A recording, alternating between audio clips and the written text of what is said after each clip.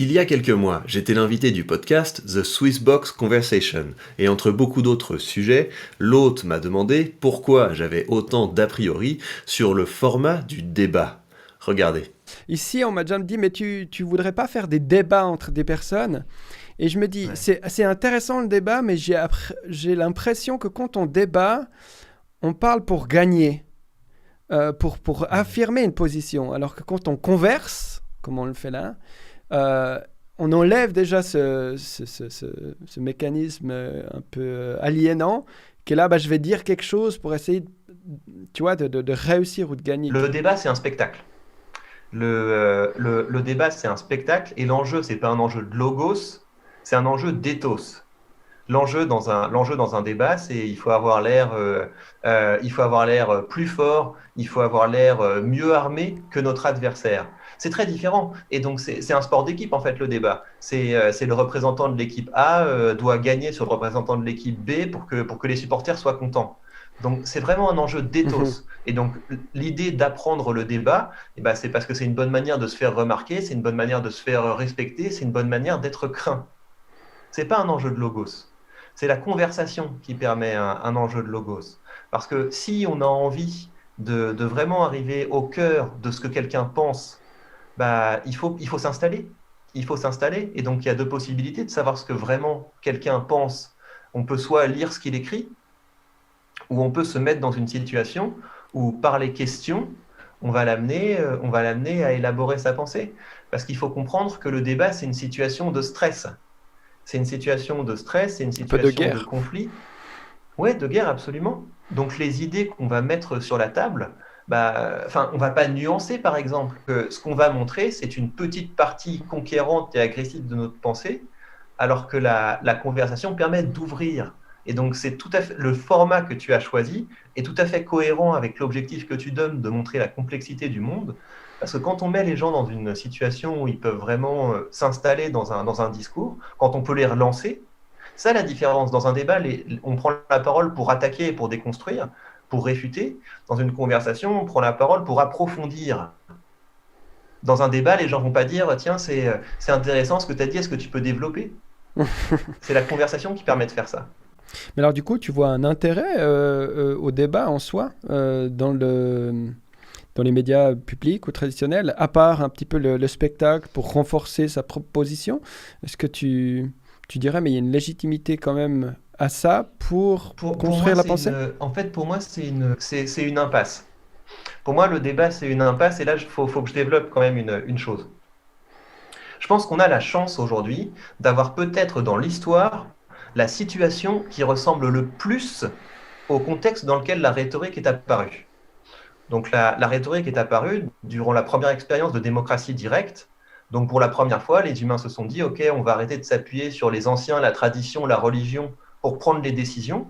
Ce qui va se passer, c'est que pour décider si on va en guerre, on ne va pas consulter l'oracle, on va faire un combat discours contre discours. À la fin, le public vote pour savoir ce qu'on va faire. Et aujourd'hui, on est également dans une situation où prendre la parole en public est devenu fondamental parce que qui va pouvoir faire avancer ses idées? C'est celui qui a le plus de followers, c'est celui qui a le plus de gens qui le suivent, c'est celui qui a le plus qui a le plus d'impact, qui a le plus grand mouvement. Quand on regarde comment s'est terminée l'expérience de la démocratie directe, ça a presque fini en guerre civile. C'est qu'il y a eu des factions de plus en plus importantes qui se sont créées. Les combats sont devenus de plus en plus violents entre les orateurs. Et je pense que si on veut éviter d'en arriver à ce moment où cette chose très belle, où il n'y a jamais eu autant de personnes qui ont pu prendre la parole, si on ne veut pas que ça se termine mal, je pense qu'il faut qu'on fasse un switch de prendre la parole pour affirmer des opinions à prendre la parole pour partager des connaissances et des compétences. Pour moi, c'est ça une prise de parole qui est utile. Une prise de parole qui est utile, c'est une prise de parole qui permet aux gens de monter en gamme, d'en savoir un petit peu plus, d'avoir progressé, de se dire tiens, je pourrais lire encore ça, ça et ça pour progresser. Mhm. Le débat ne permet pas ça, parce que le débat, c'est un combat entre leaders d'opinion et j'ai envie de dire entre dealers d'opinion. Parce que qu'est-ce que c'est? En fait, un dealer d'opinion, c'est quelqu'un qui va prendre la parole pour faire croire aux gens, bah regardez, en fait, là, il y a bientôt des élections qui vont arriver, et en fait, ces élections, c'est fondamental pour votre vie. parce que si l'autre gagne, ouh là là là là, tous vos problèmes vont s'empirer. Donc un dealer d'opinion, c'est ça. C'est quelqu'un qui fait croire aux gens qu'ils doivent aller chez sa boutique plutôt que dans l'autre boutique, parce que c'est comme ça que leur vie va changer. Et donc, on va commencer à leur donner de plus en plus, ils vont avoir besoin de leur dose. Dès qu'un événement va se passer, ils vont avoir besoin que le leader d'opinion leur dise, en fait, tu dois l'interpréter comme ça pour rester dans le camp du bien. Et c'est une grosse erreur. Et donc, si on veut que cette expérience incroyable, où jamais autant de gens n'ont eu la possibilité de prendre la parole pour être écoutés, pour que ça se passe bien, il faut écouter un petit peu moins les leaders d'opinion et peut-être un petit peu plus les auteurs, les scientifiques, les vulgarisateurs, ceux qui, quand ils prennent la parole, ne nous rendent pas plus dépendants, mais plus indépendants parce que plus compétents. Ensuite, mon hôte m'a emmené sur un terrain qui peut être glissant. Bon, d'accord, c'est bien gentil de faire l'apologie de la conversation, mais peut-on parler avec tout le monde ? Peut-on, par exemple, avoir une conversation avec un raciste ? Regardez. Et puis, qu'est-ce que tu dirais pour plus raciste, ou on a cette réflexion de se dire, et les gens qui pensent pas comme nous. Alors bien sûr, personne ne pense comme personne, donc de toute façon, nous, on ne pense pas la même chose. Mais à quel moment on va se dire, là, c'est plus sain ? Parce que, et ça, c'est une question aussi auquel on n'a pas réussi à trancher. Je pense que c'est important que chacun ait son éthique, que chacun soit capable de se mettre ses propres frontières. Donc moi, sur un sujet comme ça, je peux te dire où est ma frontière. Je ne peux pas essayer d'imposer une frontière aux autres. Moi, ma frontière, c'est l'humanisme. Qu'est-ce que ça veut dire, l'humanisme ? Ça veut dire que je considère que tous mes semblables sont capables de progresser. Et donc, si aujourd'hui, il y a une personne que je trouve, en raison, je ne sais pas moi, de sa religion, de sa culture, si je considère qu'elle va dans le mauvais sens, qu'elle tient des positions qui desservent ma vision, si je suis capable de déclencher chez la personne qui, a priori, est très éloignée de moi, ce petit consensus sur le fait que l'homme est un animal qui peut progresser, qui peut se développer, qui veut grandir, je considère que c'est bien. Par ailleurs, je pense qu'il y a beaucoup de gens qui seraient beaucoup moins racistes si on les mettait dans le cadre de conversation plutôt que dans les cadres de débat. Si on commence en disant ce que tu as dit, ce que tu as dit, c'est mal, t'es pas dans le camp du bien, etc., évidemment que les gens vont se radicaliser.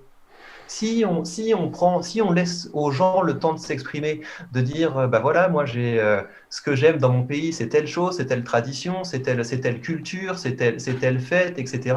Et j'ai peur que ça disparaisse. J'ai peur que ça disparaisse, et donc c'est pour ça que j'ai envie de protéger et qu'on limite l'immigration, etc. Ça, c'est des valeurs qu'on peut partager. C'est des valeurs qui sont universelles. La loyauté, c'est quelque chose qui est universel. Le respect de la tradition, c'est quelque chose, tout le monde peut le comprendre. Donc derrière tous ces sujets qui, à un certain niveau, sont extrêmement conflictuels et polémiques, on peut se rendre compte qu'on peut partager des choses. Parce que l'étranger aussi a de la loyauté vis-à-vis de sa culture, a de l'amour vis-à-vis de sa tradition. Donc finalement, on n'est pas si différents. Peu de choses intelligentes et constructives peuvent sortir d'un débat. Si je vous conseille de vous y former, c'est plus pour être capable de défendre votre image si elle est attaquée. Mais le gros de votre temps, vous devez le consacrer à développer vos connaissances et vos compétences. C'est d'autant plus important que l'espace public est dominé par des dealers d'opinion qui ont intérêt à nous faire croire que le monde est un jeu à somme nulle, que le bonheur des uns fait le malheur des autres, et que donc il faut choisir son camp. On peut rompre avec cette logique en devenant un créateur, en devenant quelqu'un qui apporte de la valeur. Et d'ailleurs, ce portefeuille en est la preuve. Avant que je ne crée le format du drama productif, les trolls, les haters, les commentateurs destructeurs étaient une perte nette pour la société. Et j'ai enfin réussi à leur donner du travail, à les rendre productifs, et grâce à l'argent qui me permettent de générer, je me rapproche de la liberté financière, et je finance également les causes, les initiatives, les créateurs qui vont dans le bon sens, qui apportent de la valeur au monde. Et si ça vous dit de m'accompagner dans mon expérience de créateur, mais aussi dans mon expérience d'investisseur, vous pouvez rejoindre ma conversation Telegram. Vous avez le lien dans la description de cette vidéo. Dans cette conversation, vous avez les réflexions derrière les vidéos que je crée, derrière mes nouvelles stratégies, derrière mes nouveaux formats. Je partage avec vous les choses que j'ai apprises sur ce chemin qui m'a permis d'être aujourd'hui un créateur indépendant, un créateur libre qui peut vivre des fruits de son son esprit. Et je vous rappelle également que si vous voulez décupler les fruits de votre travail,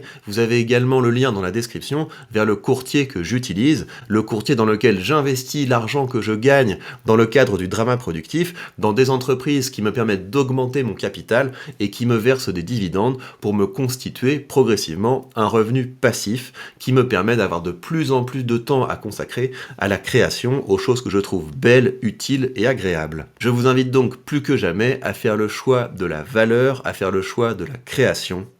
Prenez bien soin de vous et à très vite.